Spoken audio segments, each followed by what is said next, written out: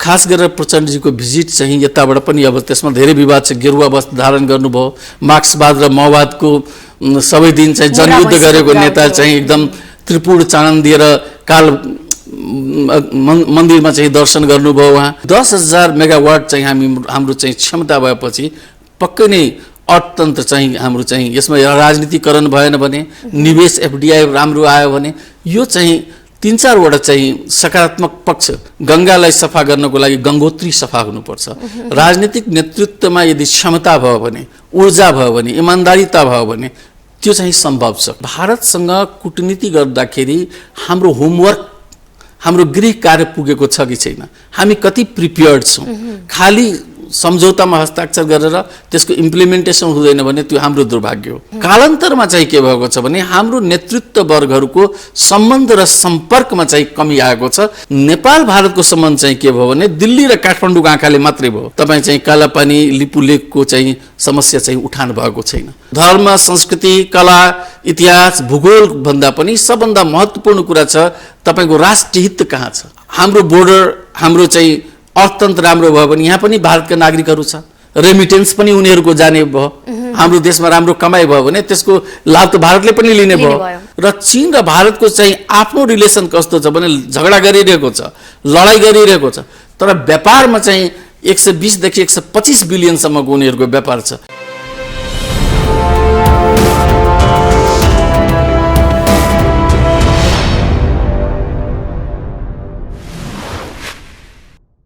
नमस्कार, कार्यक्रम समाज र सन्दर्भमा स्वागत छ। म बिन्दु अधिकारी।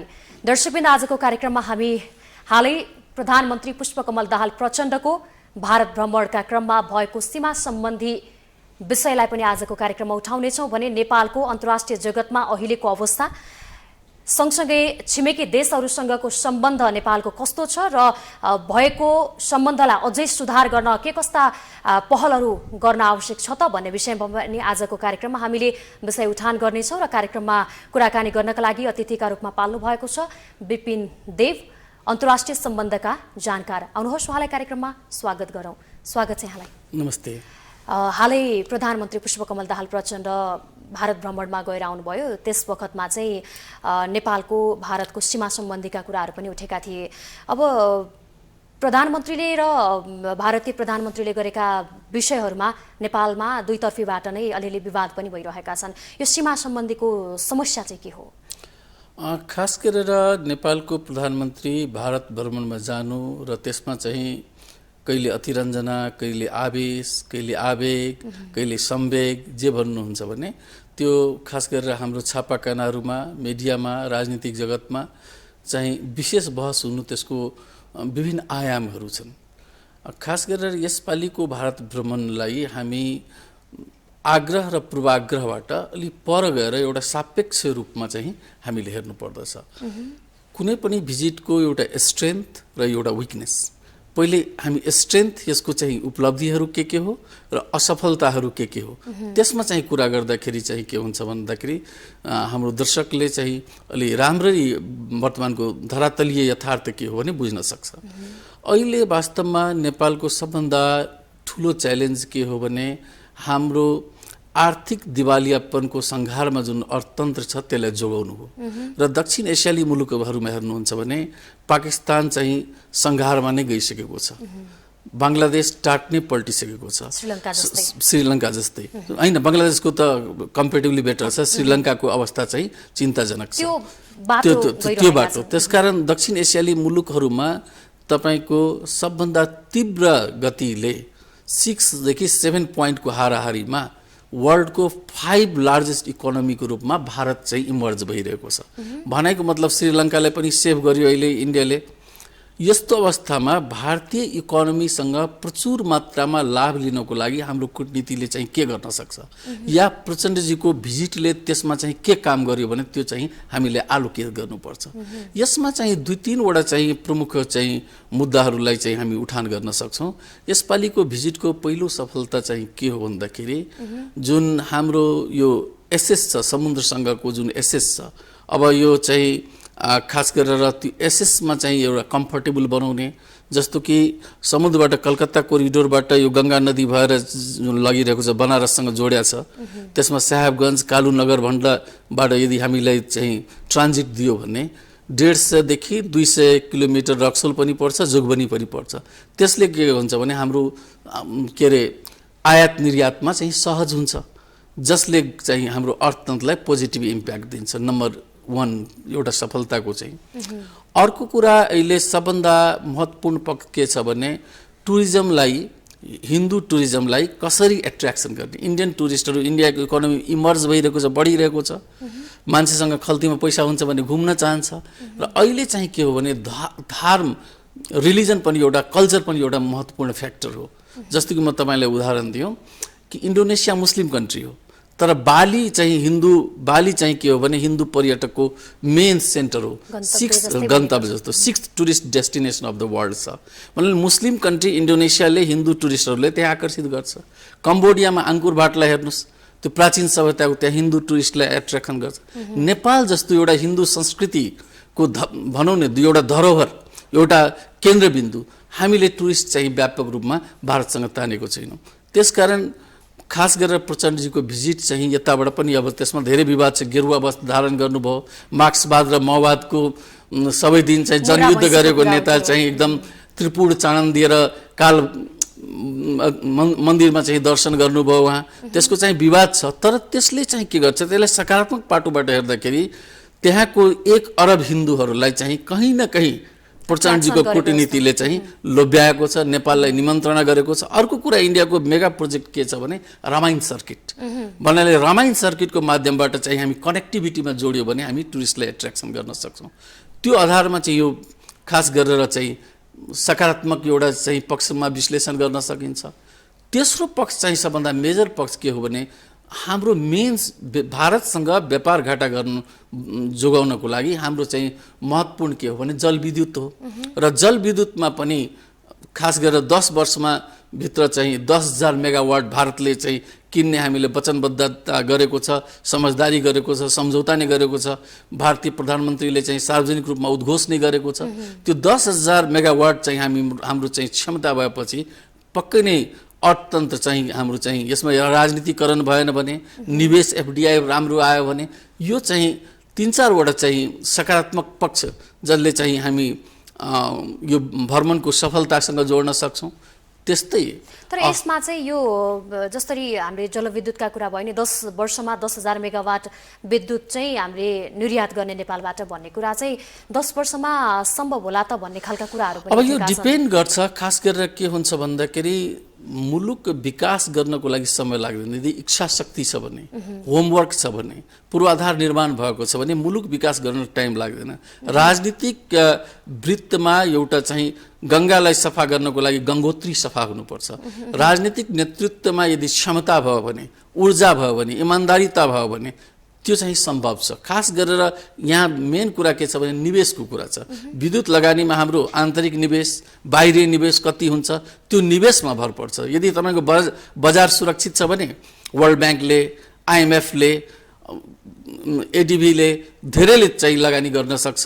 र खास गरेर हाम्रो नेपाली दाजुभाइ दिदीबहिनीहरू पनि बाहिर छ, राम्रो कमाइ गर्दैछ, उहाँहरूले पनि यसमा निवेश गर्न सक्नुहुन्छ।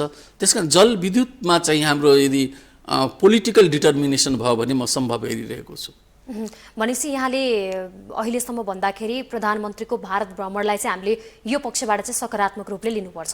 यो पक्षबाट सकारात्मक रूपले लिनुपर्छ। र अब चाहिँ हामी नकारात्मक पाटोतर्फ जाउँ। हाम्रो प्रधानमन्त्रीको भ्रमणमा चाहिँ होमवर्क पुगेको छैन। भारतसँगको सम्बन्ध चाहिँ किन यति हल्ला, किन यति विवाद, किन यति जस्ता अतिरञ्जना जस्तो भनौँ नि, मैले भने यो कुरा आउनको लागि चाहिँ के छ भन्दाखेरि भारतसँग कूटनीति गर्दाखेरि हाम्रो होमवर्क, हाम्रो गृह कार्य पुगेको छ कि छैन, हामी कति प्रिपेयर्ड छौँ। खालि सम्झौतामा हस्ताक्षर गरेर त्यसको इम्प्लिमेन्टेसन हुँदैन भने त्यो हाम्रो दुर्भाग्य हो। यस सन्दर्भमा चाहिँ 2-3 वटा कुराहरू चाहिँ म तपाईँको समक्ष चाहिँ निवेदन गर्न चाहन्छु। एउटा कुरा चाहिँ के हुन्छ भने कुनै पनि मुलुकले कूटनीति गर्दाखेरि त्यहाँ लबीले चाहिँ बनाउनुपर्छ। जस्तो कि म तपाईँलाई उदाहरण दिउँ, भारतले अमेरिकासँग डिप्लोमेसी गर्दाखेरि भारतको पक्षलाई अमेरिकामा उठान गर्नको लागि त्यहाँ सेनेट र हाउस अफ रिप्रेजेन्टेटिभ्समा केही चाहिँ पार्लिमेन्टेरियनहरू हुन्छ, जसले चाहिँ के गर्छ भने भारत पक्षको लबी गरिरहेको हुन्छ। त्यसले चाहिँ के हुन्छ भन्दाखेरि सम्बन्ध ओझेलमा पर्दैन, केही अन्ध्यारा कुराहरू आलोकित हुन्छ। त्यस्तै अब नेपाल र भारतको चाहिँ रिलेसन हेर्दाखेरि हाम्रो लबिङ चाहिँ पहिले के थियो भने बीपी कोइरालाको टाइममा, बीपी कोइराला स्वतन्त्रता सङ्ग्रामका नेता नै थिए, उहाँका समकक्षीहरू भारतीय राजनीतिवृत्तमा चाहिँ ठुला ठुला ओहदामा राजनीतिक कर्मीहरू थिए, सञ्चारसँग उहाँको राम्रो सम्बन्ध थियो। बीपी कोइरालादेखि गिरिजाबाबुको समयसम्म भारतीय पार्लियामेन्टमा लबिङ चाहिँ काफी हुन्थ्यो। कुनै नाकाबन्दी हुँदाखेरि या त कुनै विवाद हुँदाखेरि केही संसदहरू चाहिँ हाम्रो पक्षमा बोलिदिन्थे, नेपालको पक्षमा आन राख्थे। र तपाईँलाई भनौँ चन्द्रशेखरदेखि शरद यादवदेखि धेरै यस्ता नेता छ, डाक्टर करण सिंह, डीपी त्रिपाठी, यी नेताहरू चाहिँ हाम्रो पक्षमा बोल्थे। कालान्तरमा चाहिँ के भएको छ भने हाम्रो नेतृत्व वर्गहरूको सम्बन्ध र सम्पर्कमा चाहिँ कमी आएको छ, जसबाट कि भारतीय मिडियाहरू चाहिँ हाम्रो पक्षमा बोलिदिने, त्यहाँका पार्लियामेन्टेरियन हाम्रो पक्षमा बोलिदिने, त्यो कूटनीति कडी कमजोर देखिन्छ। नम्बर 1। नम्बर 2 चाहिँ के हुन्छ भन्दाखेरि कूटनीति मात्रै पोलिटिकल स्तरबाट चाहिँ सम्भव छैन। कूटनीतिका धेरै आयामहरू छ, जस्तो कि थिङ्क ट्याङ्कहरूको बिचमा अन्तर्क्रिया, विद्वानहरूको बिचमा विमर्श, मिडिया कर्मीहरूको बिचमा चाहिँ अन्तर्क्रियाहरू, त्यसपछि जनजनको सम्बन्धहरू, यसलाई पनि घनीभूत बनाउँदै चाहिँ लग्नुपर्छ। र नेपालको कूटनीतिमा चाहिँ के भएको छ भने जस्तो चीन सम्बन्धी पढ्ने मान्छे, अध्ययन गर्ने, चीनको बारेमा हामीलाई कम जानकारी छ, कम पत्र पत्रिकामा पढ्न चाहिन्छ, किनकि अध्ययताहरू कम छ। भारतको बारेमा अध्ययन गर्ने मान्छेहरू, चाहे संसारका विभिन्न देशहरूको बारेमा अध्ययन गर्नको एउटा चाहिँ जबसम्म तपाईँ थटको लेभलमा प्रिपेयर्ड हुन सक्नुहुन्न, तबसम्म चाहिँ के हुन्छ भने मुलुकले आर्थिक रूपमा छलाङ लिन सक्दैन। त्यसमा पनि हामीलाई चाहिँ एउटा ध्यान दिनुपर्छ। तेस्रो सबभन्दा महत्त्वपूर्ण कुरा के छ भन्दाखेरि नेपाल भारतको सम्बन्धको कमजोर कडीको रूपमा तपाईँ यदि लिनुहुन्छ भने एकदमै म रोचक कुरा तपाईँ समक्ष निवेदन गर्न चाहन्छु कि भारतले यदि श्रीलङ्कासँग कुनै सम्बन्ध गर्छ भने उसले तमिलनाडुको इन्ट्रेस्टलाई हेर्छ र तमिलनाडुको आँखाबाट श्रीलङ्कासँग सम्बन्ध राख्छ। त्यस्तै म्यानमारसँग सम्बन्ध राख्नु पर्यो भने उसले चाहिँ के गर्छ, नर्थ इस्टलाई राख्छ। बङ्गलादेशसँग सम्बन्ध राख्छ भने वेस्ट बङ्गाल र त्रिपुरालाई राख्छ। नेपाल भारतको सम्बन्ध चाहिँ के भयो भने दिल्ली र काठमाडौँको आँखाले मात्रै भयो। हाम्रो बोर्डर तराईको समस्या के छ, सीमामा चाहिँ मान्छेहरूको समस्या कस्तो छ, या भारतसँग सम्झौता गर्दाखेरि नदी नालाको सम्झौता गर्दाखेरि तराईमा यसको इम्प्याक्ट के गर्छ। जबसम्म तराईको लेन्सबाट भारतसँगको सम्बन्धलाई चाहिँ विश्लेषण संश्लेषण या भारतसँगको समझदारीमा त्यो ध्यान दिइँदैन, त्यो दृष्टि पुग्दैन भने भारत र नेपालको चाहिँ सम्बन्ध स्वस्थ हुँदैन र नेपालको हितमा हुँदैन। भारतले कालापानी लिपुलेकमा पनि त आँखा गाडिरहेको छ नि त। अब एउटा चाहिँ कुरा के छ भन्दाखेरि यसपालि तपाईँले उठान गर्नुभएको सुरुमा नै सीमा सम्बन्धी समस्या, अहिले चाहिँ यसपालि प्रचण्डजीको र मोदीजीको दुवैले चाहिँ सीमा समस्यालाई समाधान गर्ने भने कमिटमेन्ट गर्नुभएको छ। तर त्यसलाई चाहिँ प्रमुख मुद्दा चाहिँ मानेर यो फेस सेभिङको रूपमा मात्रै मैले लिएको छु। फेस सेभिङ भन्नाले के हुन्छ भने अरू मुद्दाहरूलाई चाहिँ सम्बोधन गरौँ, सीमा समस्यालाई चाहिँ थाती राखेर अरू मुद्दालाई उठान गर्ने चाहिँ उहाँहरूको चाहिँ त्यस्तो किसिमको एउटा चाहिँ हुन्छ नि, सेन्टर अफ द डिस्कसन चाहिँ यसपालिको चाहिँ हाम्रो बाइलेटरल इस्युजमा चाहिँ बोर्डर समस्या, सीमा सम्बन्धी समस्या या तपाईँ चाहिँ कालापानी लिपुलेकको चाहिँ समस्या चाहिँ उठान भएको छैन। यसको चाहिँ एउटा चाहिँ दुईटा पक्षलाई यसलाई विश्लेषण गर्दाखेरि एउटा के भएको छ भन्दाखेरि जब हामी संविधानद्वारा नै कालापानी लिपुलेक हाम्रो हो भने it is a integrated part of Nepal. अब तपाईँ जुन बेला इन्टिग्रेटेड पार्ट अफ नेपाल हामी चाहिँ घोषणा गर्यो भने त्यसमा त नेगोसिएसन हुँदैन र दुर्भाग्यवश के छ भने त्यो भाग चाहिँ के छ, भारतसँग छ। हामीले कागजी रूपमा चाहिँ उद्घोष गरेको छौँ, संविधान चाहिँ पार्लियामेन्टबाट 2/3 मेजोरिटीबाट डिक्लेयर गरेको छौँ, तर त्यो भूभाग चाहिँ के छ भने हाम्रो पक्षमा छैन। त्यसकारण यो धेरै पहिले चाहिँ राजनीतिक चिन्तक प्रदीप गिरीले भन्नुभएको थियो नेपालले चाहिँ यो संविधानको माध्यमबाट या पार्लियामेन्टबाट जुन घोषणा गरियो यो ब्रह्मास्त्र नेपालले प्रयोग गर्यो। निगोसिएसनमा चाहिँ के हुन्छ भन्दाखेरि निगोसिएटिङ पोइन्टहरू हुन्छ। त्यसकारण मैले जस्तो कि अब इपिजी को हाम्रो चाहिँ टोली थियो, त्यसको चाहिँ अध्ययन भयो र त्यसको चाहिँ प्रतिवेदन रेडी भयो, त्यसको चाहिँ सुनवाई भएन। यी कुराहरूबाट चाहिँ के इङ्कित गर्छ कि सङ्केत गर्छ भन्दाखेरि सीमा सम्बन्धी समस्यामा चाहिँ दुईटै पक्षको चाहिँ यसपालि खासै गम्भीरता देखिएन र अरू विषयमा चाहिँ बहुत जोस जागरको साथ भयो र यो फेस सेभिङको लागि मात्रै चाहिँ उठान गरेको जस्तो। जबकि मुख्य विषय नै नेपाल र भारतको एउटा रोटी बेटीको सम्बन्ध हुँदाहुँदै पनि सीमा समस्या सबैभन्दा ठुलो समस्याका रूपमा हामीमा छ। तर पनि यसलाई नै मान्छेले प्रायोरिटी दिनबाट अलिकति टाढा नै बसेको जस्तो, किनभने नेपाल चाहिँ कता कता फेरि भारतको अधीनमा हुने त होइन भन्ने खालका आशंकाहरू पनि आएका छन्। यो यदि नेपालले यो तर्फ चाहिँ सचेतना अलिकति नअपनाउने भने चाहिँ यो सम्भव हुने देखिन्छ कि के छ भविष्य? यसमा चाहिँ नेपाल भारत सम्बन्धमा दुईटा धारहरूको प्रबलता देखिएको छ। एउटा धार चाहिँ के हो भने लम्पसारवादी, भारतप्रति समर्पण, त्यसलाई लम्पसारवाद भन्दा पनि हुन्छ एक थरी। अर्को थरी चाहिँ के छ भने आत्मघाती राष्ट्रवाद, भारतसँग कुस्ती भिड्ने, झगडा गर्ने, व्यापार घाट आफै गर्ने, देशलाई दरिद्रीकरणतर्फ लग्ने। त्यसकारण लम्पसारवाद र आत्मघाती राष्ट्रवादको मध्यरेखाबाट नेपालको हित कस्तो छ, राष्ट्रिय हितको आधारमा चाहिँ भारतसँग सम्बन्ध चाहिँ बढाउनु पर्छ। र जबसम्म तपाईँ कुनै पनि विदेश नीति कूटनीतिमा चाहिँ फन्डामेन्टल कुरा के हो भने प्रमुख कारक तत्त्व के हो भने मिलन बिन्दु के हो भने राष्ट्रिय स्वार्थ हो। कूटनीति भनेको एउटा निर्मम विषय हो। यसमा चाहिँ धर्म, संस्कृति, कला, इतिहास, भूगोल भन्दा पनि सबभन्दा महत्त्वपूर्ण कुरा छ तपाईँको राष्ट्रिय हित कहाँ छ। त्यसकारण राष्ट्रिय हितलाई अर्जुन दृष्टिमा राखेर चाहिँ बढ्नुपर्छ। र यसको लागि चाहिँ के हो भने मेरो आफ्नो व्यक्तिगत बुझाइमा चाहिँ के हो भने सीमा सम्बन्धी विवाद या अरू झिना मसिना अरू विवादहरू जुन छ भारतसँग, त्यो विवाद चाहिँ समाधान गर्नको लागि पहिले चाहिँ आर्थिक रूपमा चाहिँ हामीले अब्बल हुनुपर्छ।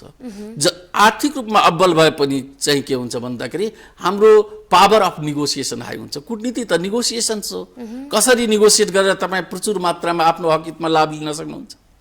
त्यस हिसाबले चाहिँ के छ भन्दाखेरि मलाई लाग्छ राजनीतिक वृत्तमा समझदारी सहकार्य भयो भने चाहिँ सीमा सम्बन्धी विवाद पनि सफल नहुने होइन, सफल हुन्छ। जस्तो कि तपाईँले उदाहरणको रूपमा लिन सक्नुहुन्छ, सबभन्दा राम्रो बङ्गलादेश र भारतको बिचमा चाहिँ सीमा विवाद चाहिँ मजाले सफल भएको छ। यो हाम्रो ज्वलन्त उदाहरण हो साउथ एसियामा। र सीमा सम्बन्धी चाहिँ झगडा चाहिँ कस्तो हुन्छ भने यो दुईटै मुलुकमा यदि पोइन्ट अफ निगोसिएसन हुँदैन, जस्तो कि चीन र भारत 1962 मा युद्ध गर्यो, 2017 मा डोकलममा चाहिँ विवाद भयो, भुटानको इस्यु थियो। अहिले गलवानदेखि तवाङसँग चाहिँ भारत र चीनको सेनाहरू आम्ने सामने छ, एकदम टकरारको अवस्था छ, युद्ध गरिरहेका छन्। भनेको मतलब दुईटै देशको चाहिँ मुड, दुईटै देशको इकोनोमी र भू राजनीतिले पनि चाहिँ के गर्छ भन्दाखेरि सीमा सम्बन्धी समस्यालाई प्रभावित गर्छ।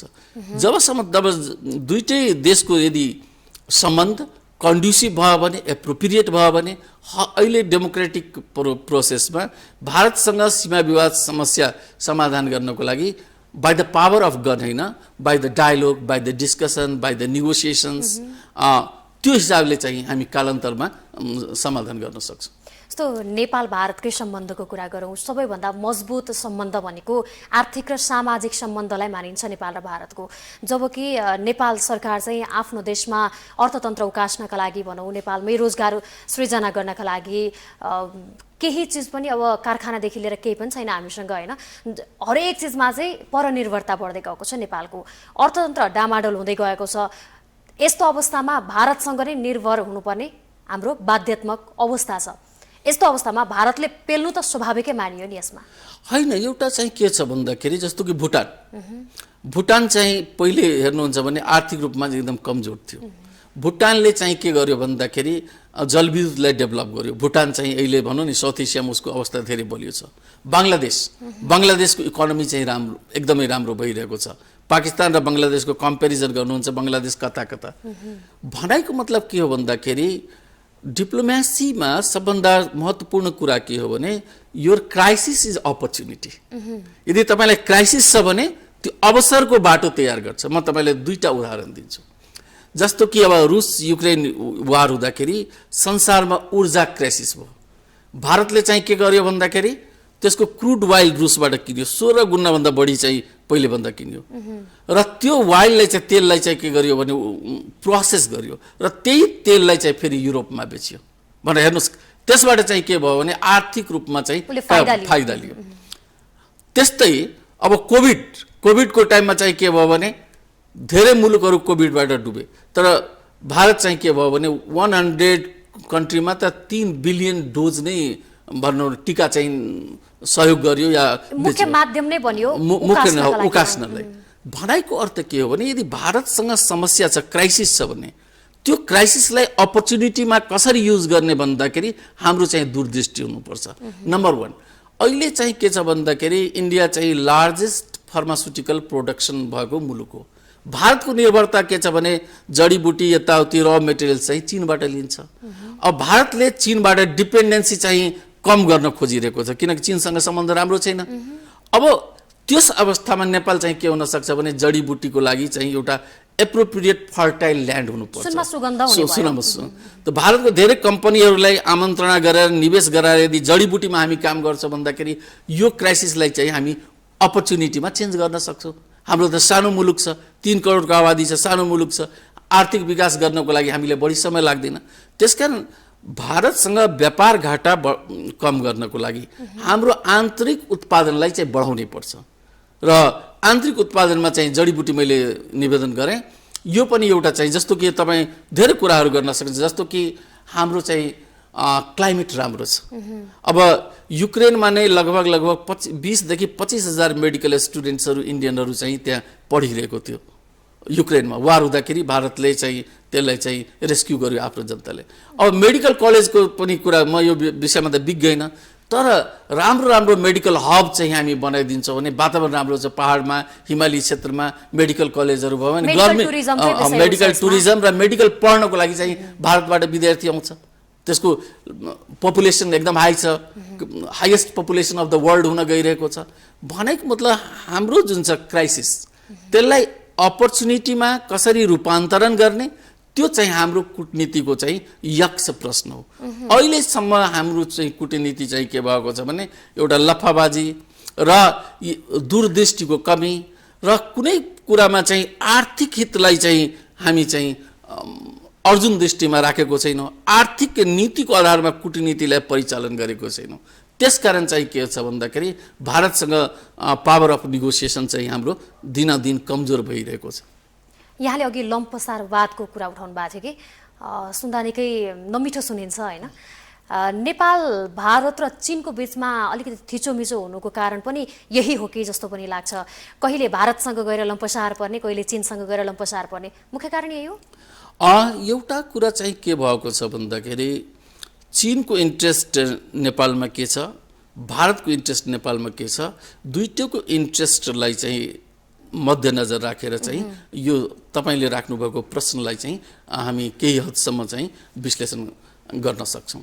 एउटा कुरा चाहिँ के छ भन्दाखेरि 1962 मा जब चीन र भारतको बीचमा युद्ध भयो त्यस अवस्थामा चाहिँ नेपाललाई भारतले पनि आफ्नो पक्षमा प्रयोग गर्न खोज्ने, चीनले पनि आफ्नो पक्षमा, हाम्रो चाहिँ बार्गेनिङ पोइन्ट के थियो भने हाई थियो। त्यस अवस्थामा कुनै चिज यदि भारतले दिँदैन भने चीनसँग माग्ने, चीनले दिएन भने भारतसँग माग्ने भन्नाले जियो पोलिटिकल अवस्थाले के थियो भने हाम्रो अवस्था चाहिँ अब्बल थियो भू राजनीतिक बनोटले। कालान्तरमा के भयो भने चीनको इन्ट्रेस्ट, चीन चाहिँ के हो भने second largest economy of the world हो। तिब्बतलाई केही हदसम्म उसले व्यवस्थापन गरिसकेकै छ। जति पनि पश्चिममा उस्काहट भएको छ, अमेरिकाले उस्काएको छ, त्यही पनि टु लार्ज एक्सटेन्ट तिब्बतमा चाहिँ तिब्बतको समस्यालाई उसले आफ्नो आर्थिक दम्भ र सामरिक ताकतले चाहिँ गरेको छ। त्यस अवस्थामा चाहिँ के छ भन्दाखेरि नेपालसँग चाहिँ खास गरेर चीनको चाहिँ इन्डियालाई ब्यालेन्स गर्नको लागि मात्रै चीनले चाहिँ हाम्रो राजनीतिमा कहिलेकाहीँ यताउति चाहिँ कम्युनिस्ट पार्टीको सदस्यहरूले पठाएर ट्रेनिङ सेनिङ यताउति सुनिराख्नु भएको छ, त्यो गर्छ। तर भारतको इन्ट्रेस्ट चाहिँ के छ भने हाम्रो नदी नाला सब भारतसँग जोडिएको छ र हाम्रो नदी नालामा जबसम्म भारतको चाहिँ एउटा पकड पहुँच राम्रो हुँदैन भने बाढीदेखि लिएर विभिन्न समस्याहरू चाहिँ भारतलाई चाहिँ भोग्नुपर्छ। त्यसकारण इन कम्पेरिजन टु चाइना भारतको इन्ट्रेस्ट चाहिँ स्वाभाविक रूपमा हामीसँग बढी छ। अर्को कुरा चाहिँ के छ भन्दाखेरि हाम्रो बोर्डर हाम्रो चाहिँ अर्थतन्त्र राम्रो भयो भने यहाँ पनि भारतका नागरिकहरू छ, रेमिटेन्स पनि उनीहरूको जाने भयो, हाम्रो देशमा राम्रो कमाइ भयो भने त्यसको लाभ त भारतले पनि लिने भयो। त्यो अवस्थामा चिनिया पक्ष चाहिँ त्यसलाई त्यति इन्ट्रेस्ट छैन। त्यसको 140 वटा कन्ट्रीसँग त व्यापारिक कारोबार छ चिनको, संसारको फ्याक्ट्री नै चिन हो। त्यस अवस्थामा चाहिँ के छ भने चीन र भारतको एउटै इन्ट्रेस्ट नेपालमा छ, दुईटैको इन्ट्रेस्ट चाहिँ के छ भने पृथक पृथक छ। र चीन र भारतको चाहिँ आफ्नो रिलेसन कस्तो छ भने झगडा गरिरहेको छ, लडाइँ गरिरहेको छ, तर व्यापारमा चाहिँ 120 देखि 125 बिलियनसम्मको उनीहरूको व्यापार छ। व्यापार पनि त्यही लेभलमा चाहिँ गइरहेको छ। त्यस अवस्थामा चाहिँ के छ भने अहिलेको भू राजनीति चाहिँ के छ भन्दाखेरि दुई देशको हामीलाई लाग्छ कि योसँग हाम्रो कुनै लेन देन छैन, तर त्यो रिलेसनले चाहिँ हामीलाई प्रभावित गरिरहेको छ। जस्तो कि मानौ एउटा म पढिरहेको थिएँ कि मानौ हाइपोथेटिकल कुरा, चीन र ताइवानको बिचमा यदि युद्ध भयो, चीनले ताइवानमा आक्रमण गर्यो भने भारतलाई के हुन्छ? दक्षिण चीन सागर चाहिँ के हुन्छ भन्ने पुरा आक्रान्त भइहाल्छ। त्यहाँ ताइवान के हो भने एउटा चिप चाहिँ कम्प्युटरमा जुन चिप प्रयोग हुन्छ इलेक्ट्रोनिक्समा, त्यो चिप चाहिँ हो। भारतको मेन आधार चाहिँ के हो भने सफ्टवेयर बिजनेस नै हो। ताइवानलाई केही गर्यो भने चीनले ताइवानसँग भारतको कुनै डाइरेक्ट सरोकार नभए पनि ताइवानको इकोनोमीले भारतलाई ध्वस्त गरिदिन्छ। भनेको भू राजनीति चाहिँ के हो भने जस्तो रुस युक्रेन कहाँ टाढा टाढा छ, तर प्रत्येक चुल्हो चाहिँ त्यसबाट प्रभावित छ। भू राजनीति चाहिँ के हो भने यो चेन अफ इफेक्ट्स हुन्छ। र यो ग्लोबलाइज वर्ल्ड भूमण्डलीकरणले चाहिँ के गरेको छ भन्दाखेरि पहिले संसार के थियो भने विभिन्न ढुङ्गा बोटमा चाहिँ थियो, एउटा समुद्र छ, देयर आर डिफ्रेन्ट बोट्स। अहिले बोट चाहिँ के भएको छ, सिपमा भएको छ। र सिपमा जस्तो कि सिप केही गडबड भयो भने प्रत्येक क्याबिनमा बस्ने मान्छे चाहिँ एफेक्टेड हुन्छ। त ग्लोबलाइजेसन के हो भने इट इज लाइक सिप, र हामी सिपमा सबै क्याबिनमा बसेको छौँ, संसारको सबै यात्रीहरू। कुनै सिपमा इफेक्ट भयो भने प्रत्येक क्याबिनका मान्छेहरू एफेक्ट हुन्छ। त्यसकारण चाहिँ के छ भन्दाखेरि ग्लोबलाइजेसनबाट नेपाल पनि एफेक्ट हुने हो। र अहिले चाहिँ मलाई के लाग्छ भन्दाखेरि भारतसँगको राम्रो सम्बन्ध, चीनसँगको राम्रो सम्बन्ध, नेपालीहरू पनि अन्तर्राष्ट्रिय रूपमा धेरै एक्सपोजर पाइसकेका छन्। र राजनीतिक अस्थायित्व भयो भने, पोलिटिकल स्टेबिलिटी भयो भने हामी विकासमा चाहिँ छलाङ मार्न सक्छौँ। नेपालको भारतसँग जति राम्रो सम्बन्ध अन्तर्राष्ट्रिय स्तरमा देखिन्छ उति नै राम्रो सम्बन्ध चीनसँग पनि छ, देखिन्छ पनि, होइन? तर भित्रबाट हेर्ने हो भने चाहिँ जति सीमा विवाद यी अन्य समस्याहरू छन्, नेपालले आफ्नो तर्फबाट भारतसँग र चीनसँग दुवै देशसँग सुमधुर सम्बन्ध अन्तर्राष्ट्रिय स्तरमै देखाउनकै लागि पनि बनाउन चाहिँ कहाँबाट चुकिरहेको, कुन बाटो चाहिँ चुकिरहेको छ? एउटा कुरा चाहिँ के छ भन्दाखेरि परराष्ट्र नीतिलाई जब हामी सडकीकरण गर्छौँ, सडकीकरण भयो भन्नुभएको, परराष्ट्र नीतिलाई जब हामी सडकीकरण गर्छौँ, डिप्लोमेसीलाई जब हामी चुनावी मुद्दा बनाउँछौँ, कोही भारत विरोधी, कोही भारत पक्षधर, कोही चीन विरोधी, कोही चीन पक्षधर, यो किसिमको जब राजनीतिक भाष्य हामी तयार गर्छौँ भने त्यो राष्ट्रिय हितमा हुँदैन। दुईटै हाम्रा छिमेकीहरू हुन्, दुईटैसँग हामी आर्थिक र कूटनीतिक सम्बन्ध चाहिँ अगाडि बढाउनु पर्छ। त्यसकारण राजनीतिक दस्तावेजमा कुनै पनि मुलुकले प्रो चीन, pro India, anti China, anti India यो किसिमको जुन भाष्य भनौँ 50 वर्षदेखि निर्माण भएको छ, त्यो भाष्यलाई जबसम्म हामी निस्तेज गर्दैनौँ तबसम्म चाहिँ हाम्रो चाहिँ के हुन्छ भने कूटनीति स्वस्थ हुँदैन। नम्बर 1 कुरा। नम्बर 2 कुरा चाहिँ अहिले चीनसँग र भारतसँग इक्वली बेनिफिट लिन सन्तुलित नीतिका साथ चाहिँ अगाडि बढ्न चाहिँ के हुनुपर्छ भन्दाखेरि हामीले एउटा विश्व राजनीतिक परिदृश्यलाई पनि मानसपटलमा राख्नुपर्छ। अहिले हामी हेरौँ तत्काल तपाईँको माध्यमबाट अहिले चीनको पोजिसन इन्टरनेसनली कस्तो छ, भारतको इन्टरनेसनली पोजिसन कस्तो छ। अब यो अहिले चीन र अमेरिका चाहिँ के छ भने होरिजेन्टली एन्ड भर्टिकली डिभाइडेड छ, एकदम टकराहटको अवस्था छ। दक्षिण चीन सागरमा त भिडन्तको अवस्था नै छ। र चीनलाई चाहिँ घेर्नको लागि अमेरिकाले चाहिँ के गरेको छ भने क्वाडको निर्माण गरेको छ। क्वाड भन्नाले एउटा चतुर्भुजीय समीकरण हो। चतुर्भुजीय समीकरण भन्नाले अस्ट्रेलिया, जापान, इन्डिया र अमेरिका मिलेर एउटा क्वाड बनाएको छ। त्यसको विभिन्न कार्यक्रम छ, समिट स्तरको बैठक पनि भइसकेको छ। त्यस्तै एउटा अकस भनेको निर्माण गरेको छ। अकस भन्नाले बेलायत, अस्ट्रेलिया र अमेरिका त्यो निर्माण गरेको छ। यी कारणले चाहिँ चीनलाई घेर्न चाहिँ प्रजातान्त्रिकताका मुलुकहरू चाहिँ लागेका छन्। चीनले पनि चाहिँ के गरेको छ भन्दाखेरि चीनसँग पनि जस्तो इरानसँग राम्रो सम्बन्ध छ, रसियासँग राम्रो सम्बन्ध छ र कम्युनिस्ट धारका देशहरूसँग पाकिस्तानसँग राम्रो सम्बन्ध छ। चीनले पनि घेराबन्दी गरिरहेको छ। भनेको विश्व राजनीति परिदृश्यमा अब नेपाल जस्तो मुलुकले नेपाललाई चाहिँ के सोच्नुपर्छ भन्दाखेरि हाम्रा मान्छेहरू कहाँ छन्? बढी अस्ट्रेलियामा छन्, बढी अमेरिकामा छन्, गल्फमा छन्, भारतसँग सरोकार छ। कुन मुलुकमा हाम्रो आर्थिक रिलेसन, कहाँबाट हाम्रो रेमिटेन्स आउँछ, ती मुलुकहरूसँग हाम्रो सम्बन्ध चाहिँ कस्तो हुनुपर्छ भनेको मतलब कहाँबाट चाहिँ हाम्रो निवेश चाहिँ आउन सक्छ हाम्रो अर्थतन्त्रको लागि। त्यसकारण प्रजातान्त्रिकता र चीनको नेतृत्वमा साम्यवादी त नभनौँ, अब साम्यवादी शब्द चाहिँ प्रयोग गर्न अलि विचार गरेर प्रयोग गर्नुपर्छ।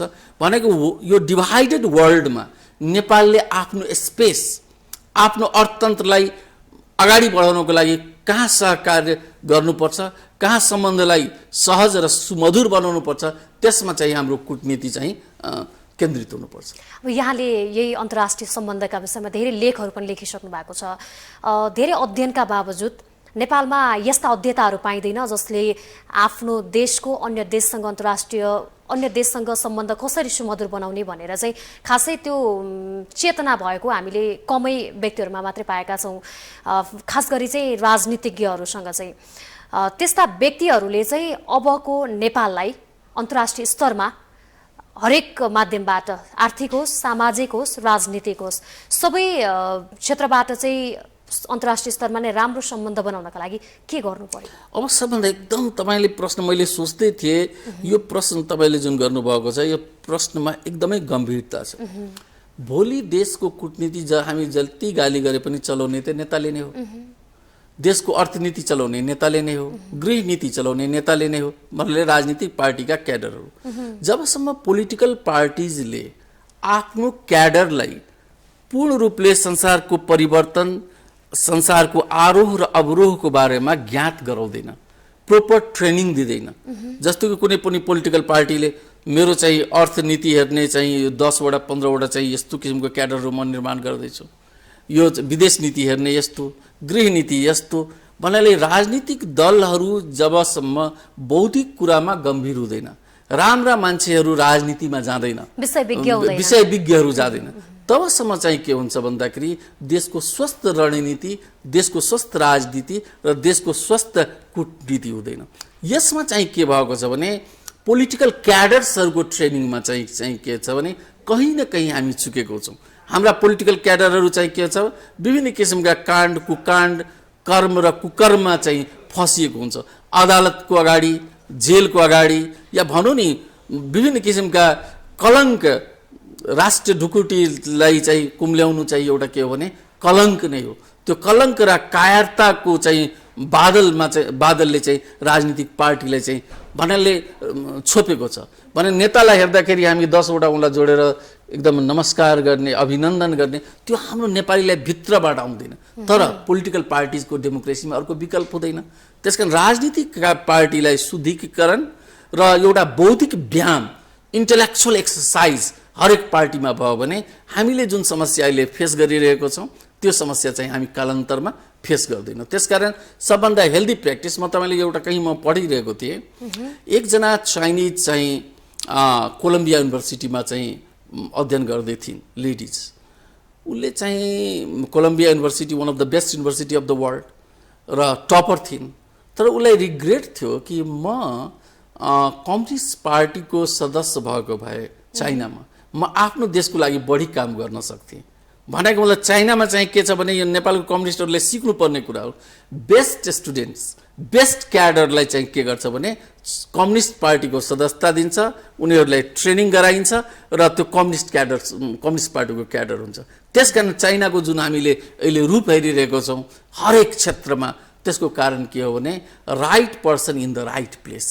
र दुर्भाग्यवश चाहिँ के भएको छ भन्दाखेरि हाम्रो देशमा चाहिँ यसमा चाहिँ हामी चाहिँ ध्यान दिएको छैनौँ। त्यसकारण भन्छ अङ्ग्रेजीमा to encourage a personality is a creation of the nation, to discourage a personality is the destruction of the nation. राम्रो मान्छेलाई तपाईँ उत्साहित बनाउनुहोस्, तपाईँ चाहिँ देशलाई निर्माण गर्दैनुहुन्छ र राम्रो मान्छेलाई निरुत्साहित बनाउनुहोस्, तपाईँ देशलाई विनाश गर्नुहुन्छ। हौसला प्रदान हुन्छ। त्यस हिसाबले चाहिँ यो कूटनीति देशको राजनीतिमा यो पक्षलाई पनि हामीले पोलिटिकल क्याडर्सलाई, राम्रा क्याडर्सलाई चाहिँ राजनीति मूल प्रवाहमा ल्याउनु चाहिँ हामी साधारण तपाईँ हामी जस्तो मान्छेले पनि सोच्नुपर्छ र राजनेताहरूले चाहिँ सोच्नै पर्दछ। अहिले निकै गम्भीरताका साथ हेरिएको नागरिकता विधेयक जुन छ, राष्ट्रपति रामचन्द्र पौडेलले प्रमाणीकरण गर्नुभयो, त्यो लगतै प्रधानमन्त्रीको भारत भ्रमण भयो। यसलाई चाहिँ धेरै मानिसहरूले भारतसँग नागरिकता विधेयक प्रत्यक्ष जोडिएको अथवा भनौँ नागरिकता विधेयक प्रमाणीकरण भएपछि भारत चाहिँ निकै हर्षित छ, उत्साहित छ भन्ने खालका कुराहरू पनि सुनिएको छ। भारत यसमा उत्साह हुनुपर्ने कारण के छ? अब आफ्ना भारतीयहरूलाई सबै नेपाली बनाउँछु भन्ने उनीहरूकोमा आफ्ना नागरिकलाई बेच्नु सरह भयो। यसमा रिजन के देखिन्छ? एउटा चाहिँ यसमा चाहिँ यो त सुप्रिम कोर्टले स्टे अर्डर गरिसकेको छ, तपाईँलाई थाहा होला। यो कुरा चाहिँ के छ भन्दाखेरि कहिलेकाहीँ कोइन्सिडेन्स जुन छ नि, अब प्रमाणीकरण हुनु, 2 घण्टापछि प्रधानमन्त्रीको भारत यात्रा हुनु र त्यसलाई जोडेर व्याख्या गर्नु, यो मलाई के लाग्छ भन्दाखेरि यसमा पनि सुझबुझको, नेताहरूको सुझबुझको कमी नै हो। एउटा कुरा चाहिँ कूटनीतिमा चाहिँ के हुन्छ भन्दाखेरि एकदम आज गम्भीर तपाईँको माध्यमबाट भन्न खोजिरहेको छु, राष्ट्रपति सीले फर्स्टचोटि मोदीसँग फोन गर्दाखेरि 2014 मा हो, के भन्यो भने मोदीलाई म तपाईँको गाउँ घुम्न चाहन्छु। He was surprise.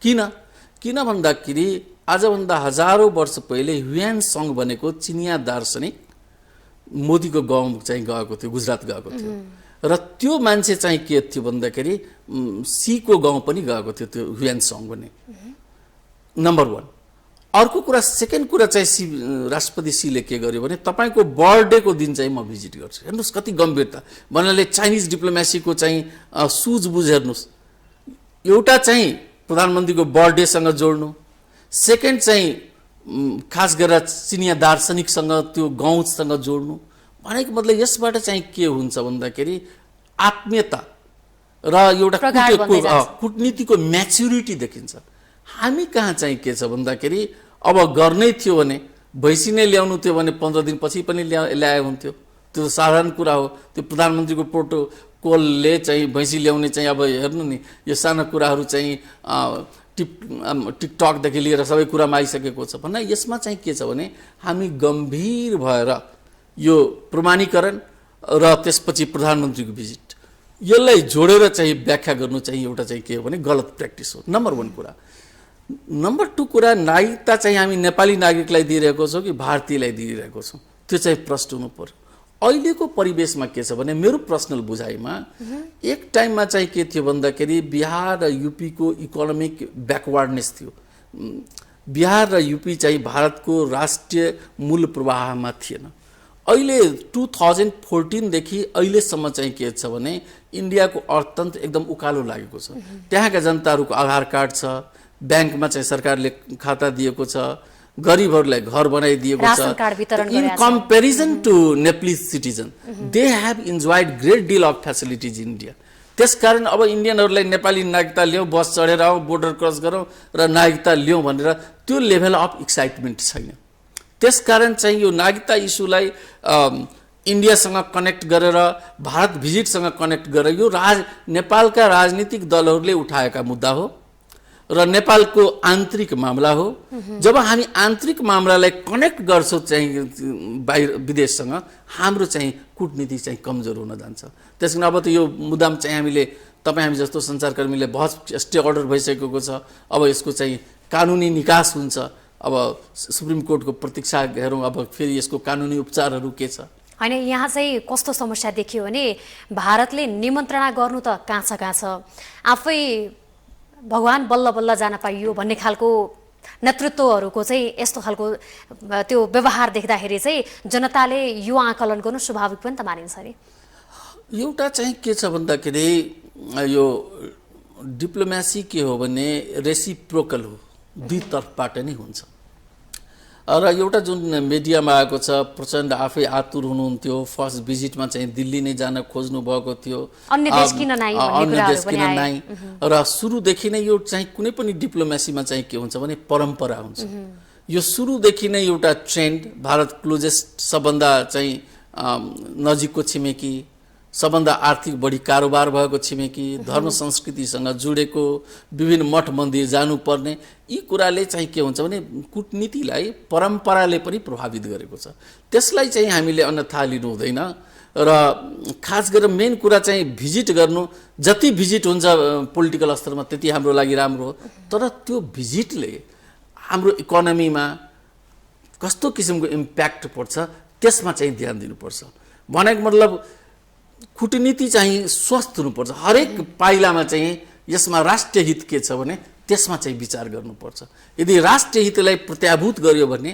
त्यो कूटनीति चाहिँ सफल हो राष्ट्रिय हितलाई प्रत्याभूत गर्न सकेन भने त्यो असफल हो त्यसकारण यो प्रचण्डको यो यात्रालाई चाहिँ त्यति चाहिँ मैले नकारात्मक रूपले चाहिँ म यसमा चाहिँ केही सकारात्मक पक्षहरू नै हेरेको छु अन्य भ्रमणको तुलनामा यो भ्रमणलाई धेरैले त्यति नकारात्मक भनेका पनि छैनन् हैन एक दुईवटा विवाद बाहेक सबै सकारात्मकै रूपले लिएको छ अब कहिल्यै सीमाको विषयमा प्रश्न नउठाउने व्यक्तिले पनि यो पटक पनि केही दुई चार शब्द भए नि राख्नु भयो भन्ने खालको कुराहरूलाई मान्छेले पोजिटिभली नै लिइरहेका छन् यो त रह्यो भारतको कुरा अब नेपाललाई दुई ढुङ्गा बीचको तरुल भनिन्छ अब तर पछिल्लो समय कस्तो अवस्था सृजना भइरहेको छ भने त्यो तरुल चाहिँ एक दिन दुईटा ढुङ्गाले यति मजाले पेल्छन् भन्ने खालको विश्लेषण हुन थालेको छ यो चाहिँ के हो भन्दाखेरि तरुल भन्नाले पृथ्वीनारायण शाहको दिव्य उपदेशबाट चाहिँ हामी लिएको छौँ अहिले चाहिँ के छ भने भू राजनीतिले गर्दा हामी केही हदसम्म ट्रान्जिट पोइन्ट पनि हुन सक्छौँ यदि हामीमा क्षमता छ भने हामी ब्रिज पनि हुन सक्छौँ इन्डिया र चीनको बीचमा त्यसकारण यदि हामी बलियो छौँ भने हाम्रो अर्थतन्त्र बलियो छ भने यो देशमा चाहिँ तपाईको नदी नालाले भरेको जलविद्युतको सम्भावना छ क्लाइमेट चाहिँ राम्रो छ प्राकृतिक स्रोतहरु हामीसँग तराईको फाँटहरु छ हिमालदेखि पहाडसम्म छ जडीबुटीले भरेको छ भन्नाले यो सम्भावनाबाट भरेको देश हो त्यसकारण यदि हामी नेपालीहरु चाहिँ विकासमा मेहनतमा कूटनीतिमा यदि अब्बल हुन्छ भने हामीले कहीँबाट खतरा छैन चीनबाट पनि खतरा छैन भारतबाट पनि खतरा छैन मेन कुरा चाहिँ हामी बलियो हुनु पर्यो छिमेकीहरूले हामीले बलियो बनाउने हैन छिमेकीहरूको सबभन्दा एउटा विचार गर्नुस् China second largest economy of the world हो भारत अहिले फिफ्थ लार्जेस्ट इकोनोमी हो र भारतको चाहिँ 25 वर्षमा वर्ल्डको थर्ड लार्जेस्ट इकोनोमी बन्ने टार्गेट छ मतलब first populated country second populated country economic रूपमा यति अब्बल त्यो मुलुकको बीचमा दुईटै मुलुकको बीचमा हेर्नु यसलाई सकारात्मक रूपले हेर्दाखेरि हामी के पाउँछ भन्दाखेरि दुईटै देशको जुन विकासको वेग छ त्यो विकासको वेगबाट चाहिँ हामी लाभ लिने चाहिँ हामीले वातावरण बनाउनु पर्छ तर यसमा चाहिँ जस्तो भारत र चीनको जुन बढ्दो भिडन्त छ नि आर्थिक अवस्था क्षेत्रमा हेर्दाखेरि चाहिँ अब देशमा सबैभन्दा विश्वमै को शक्तिशाली राष्ट्र बन्ने भन्ने खालको एउटा भिडन्तमा चाहिँ त्यो दुईटा देशको भिडन्तमा कहीं नेपाल पिछिने हो कि भन्ने खालको कुराहरू आइरहेको छ हैन यसमा चाहिँ के छ भन्दा यहाँ फेरि तपाईको कूटनीतिको पाटो हुन्छ जस्तो कि अब चीन र भारतको जुन भिडन्त छ एकातर्फ एउटा चाहिँ के हुन्छ भने कम्पिटिसनमा यो अहिले चाहिँ वर्ल्ड चाहिँ के भएको छ भने ट्रान्स एटलान्टिकबाट ट्रान्स पेसिफिकमा शिफ्ट भएको छ भनेको मतलब युरोप र अमेरिकाबाट चाहिँ इकोनोमी पनि शिफ्ट कहाँ भएको छ भने एसियामा भएको छ भनेको मतलब के भन्दाखेरि साउथ कोरिया हेर्नुस् जापान हेर्नुस् चीन हेर्नुस् आसियानका मुलुकहरू हेर्नुस् थाइल्यान्ड मलेसिया इन्डोनेसियालाई हेर्नुस् सिङ्गापुरलाई हेर्नुस् भन्नाले एसियन कन्ट्रीहरू अहिले ग्रो भइरहेको छ एकदम विश्वको ध्यान नै यतै एसियामा छ नि एसियामा छ र पर्टिकुलरली कहिलेकाहीँ विचार गर्नुस् यदि भारत चीनसँग कम्पिटिसन नगरेको भए भारत यस्तो हुने थिएन जब कम्पिटिसन हुन्छ सामरिक कम्पिटिसन भन्नुस् आर्थिक कम्पिटिसन भन्नुस् यसबाट चाहिँ के हुन्छ भने देश ऊर्जावान हुन्छ त्यसकारण भारत र चीनको जुन भिडन्त छ मैले तपाईको माध्यमबाट आग्रह गरे यिनीहरू सामरिक रूपमा यिनीहरू एकअर्काका प्रतिद्वन्दी हुन् तर व्यापार त मजाले गरिरहेको छ त्यस अवस्थामा चाहिँ के गर्नुपर्छ भने अब चीन र भारतसँग चाहिँ लाभ लिने चाहिँ संयन्त्र चाहिँ के हो त्यसमा चाहिँ हामीले ध्यान दिनुपर्छ। अर्को कुरा जो मेजर कुरा चाहिँ कनेक्टिभिटीको हो। कनेक्टिभिटी एउटा चाहिँ के छ भन्दाखेरि चीन हामीसँग भए तापनि हाम्रो कनेक्टिभिटी कमजोर छ। भारतसँग पनि जुन ढङ्गले चाहिँ हाम्रो पूर्वाधार विकास हुनु पर्थ्यो त्यो पूर्वाधार विकास भएको छैन। अब सबभन्दा जस्तो कि अब बङ्गालको खाडीबाट चाहिँ के छ भन्दाखेरि एउटा मेगा प्रोजेक्ट गइरहेको छ आसियानसँग इस्ट एसियामा जोड्ने। अब कनेक्टिभिटीलाई हामी पूर्वाधार विकासलाई चाहिँ बढाएर दुईटै देशसँग कसरी सामिप्यता बढाउने त्यसमा चाहिँ ध्यान दिनुपर्छ।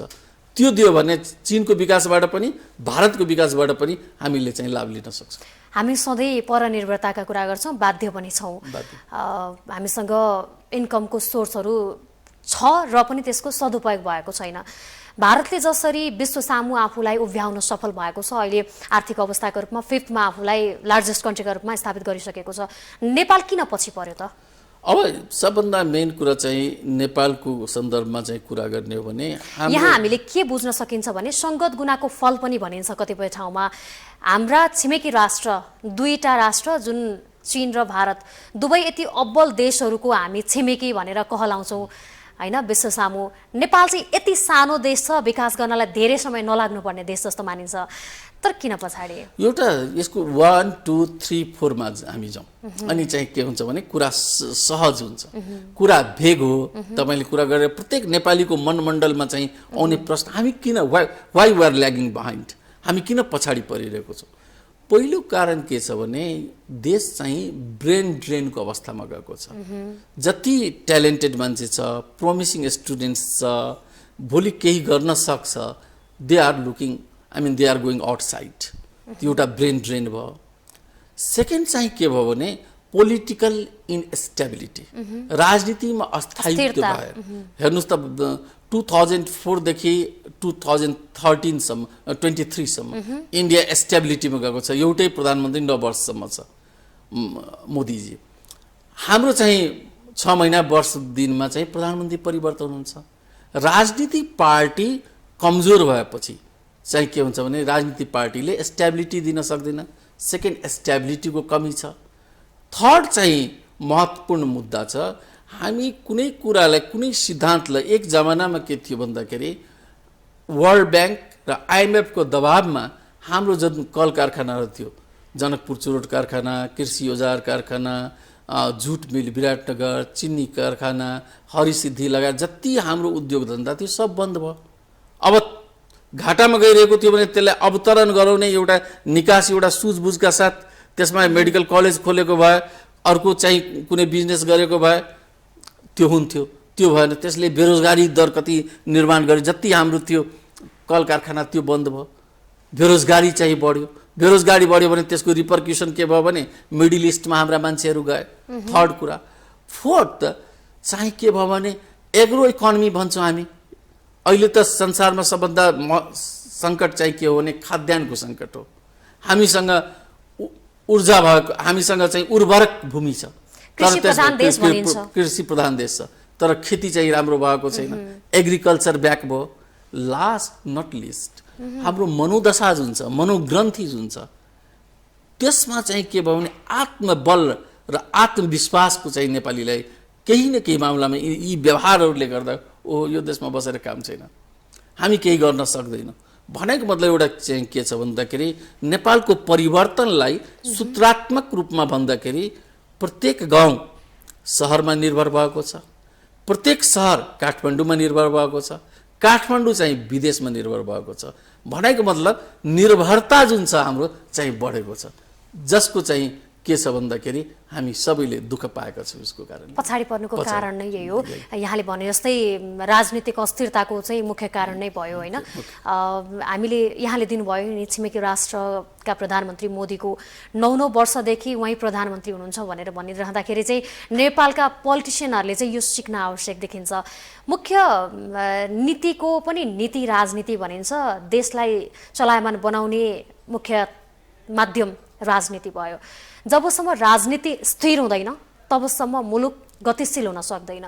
भनेपछि नेपालमा राजनीति परिमार्जन, त्यसै गरी संविधानका केही बुँदाहरू छन् जुन संशोधनको आवश्यकता देखिन्छ। यो सबै कुरा हेर्दाखेरि कतै कतै भारतको संविधानमाथि पनि अलिकति हस्तक्षेप होइन चासोका साथसाथै अलिकति यसमा थिचोमिचो गर्न खोजिएको भन्ने खालको किनभने आफ्नो त व्यक्तिहरू छ नि त नेपालमा, यो पनि देखिएको हो माध्यम। एउटा चाहिँ के छ भने कन्स्टिट्युसन जुन छ, संविधान जुन छ, तपाईँले भारतको उदाहरण दिनुभयो। भारतको संविधान बनाउने अम्बेडकरले चाहिँ संविधान इन्डियाको सबभन्दा वर्ल्डको चाहिँ भनौँ न बल्की संविधान, बाक्लो संविधान चाहिँ भारतको संविधान बनाउने संविधानको मस्यौदाकार अम्बेडकरले के भनेको थियो भने कन्स्टिट्युसन्स राइट र रङ हुँदैन, कन्स्टिट्युसनको इम्प्लिमेन्टेसनले त्यसलाई राइट र रङ बनाउँछ।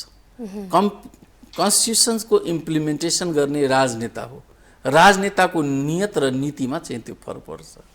त्यसकारण नेपालको विकासको लागि कुनै कन्स्टिट्युसनल क्राइसिस भएर विकास को अवरोध भएको होइन। हाम्रो कन्स्टिट्युसनले त्यसमा विमति होला राजनीतिक दलहरूको, अब तपाईँले भने जस्तै केही बुदामा केही धारामा, यो जीवित समाजमा चाहिँ के हुन्छ भने कन्स्टिट्युसन पनि जीवित हुन्छ। जीवित संविधान जहिले पनि फ्लेक्सिबल हुन्छ, फ्लेक्सिबल भएपछि समय अनुसार चेन्ज भइरहेको छ। तर एउटा चाहिँ हामीले नेगेटिभ कुराहरू बोल्दाखेरि पोजिटिभ कुरामा जस्तो इन्क्लुजिभनेसको कुरा, समावेशीको कुरा, समानुपातिकको कुरा, दलितको कुरा, पिछडा वर्गको कुरा, सुदूर ठाउँमा बसेका मान्छेहरूको कुरा फर्स्ट टाइम चाहिँ के गर्यो भन्दाखेरि अहिलेको राजनीतिक संवादले त्यसलाई सम्बोधन गरेको छ। त्यसले केही न केही हदसम्म प्रगतिको बाटोमा इन्भाइट गरेको छ।